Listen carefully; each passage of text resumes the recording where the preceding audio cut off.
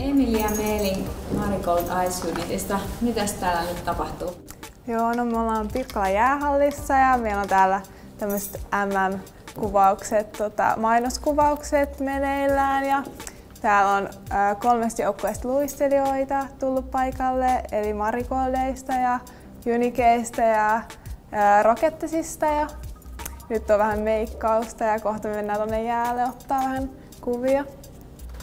Okei, no nyt on alkusyksy. Millä mielin valmistaudut tähän MM-kisavuoteen? No siis ihan loistavin mielin. Ohjelmat on hyvässä mallissa ja muutenkin hyvä mieli ja ihana joukkue, että oikein on hyvät fiilingit nyt lähteä tähän.